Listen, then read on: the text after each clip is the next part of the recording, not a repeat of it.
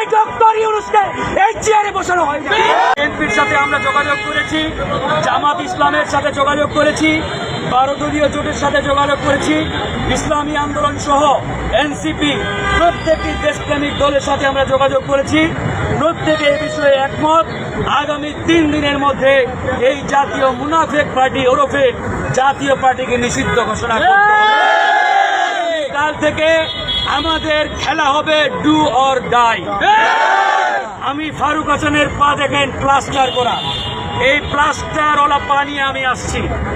একটা কথাই বলতে চাই, আমার সহযোদ্ধা ভিপি নূরের এই রক্তাক্ত ছবি দেখে আমি হাসপাতালের বেডে থাকতে পারি নাই।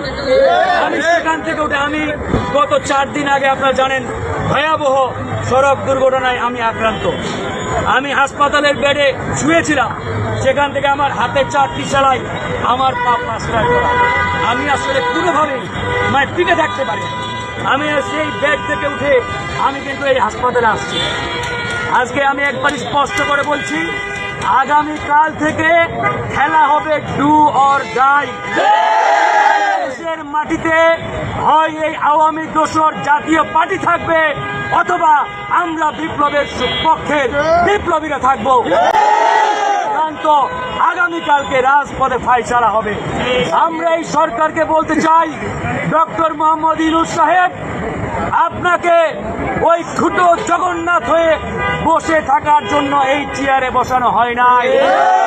আপনি জাতীয় পার্টিকে পাহারা দেবেন আর বিপ্লবের পক্ষের শক্তিকে মেরে রক্তাক্ত করবেন।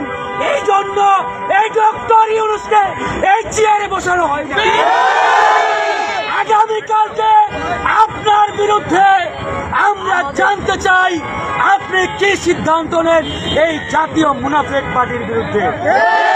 রক্তে আগুন ধরে গেছে, সহ্য করতে পারছি না, হাসপাতালের বেড থেকে ছুটে আসছে। কোনোভাবেই মানতে পারছি না যে এই বিপ্লবের পরে আমার সহযোদ্ধাকে রক্তাক্ত করবে, এটা কোনোভাবেই সহ্য করতে পারছি না। যে ছবি ভিডিও আপনারা দেখেছেন, এটা আসলে কোনোভাবেই ভাষায় আমি প্রকাশ করতে পারছি না ভাইরা। তো যাই হোক, আমি বিএনপি জামাত সহ এনসিপি ইসলামী আন্দোলন 12 দল, ওই আমজনতার দল সহ সবাইকে বলবো, আগামীকালকে আসুন ডু অর ডাই খেলায় নামি। আজকে ভিপি নূর রক্তাক্ত হয়েছে, কালকে বিএনপি হবে, আরেকদিন জামাত হবে, এনসিপি হবে। কেউই রক্ষা পাবে না, কারণ এই পুলিশ, এই প্রশাসন 90% এখনো ভারতীয় দালালেরা বসা রয়েছে, আওয়ামী লীগের দোসররা বসা রয়েছে, কাউকেই ছাড় দেবে না। তাই আমরা জীবন বাজি রেখে কালকে থেকে খেলায় নামবো। হয় জাতীয় পার্টি আওয়ামী দোসররাই বাংলাদেশে থাকবে, না হলে আমরা এই বিপ্লবী যোদ্ধা যারা আছি আমরা থাকবো। ইনশাআল্লাহ কালকে রাজপথে দেখা হবে। আল্লাহ হাফেজ।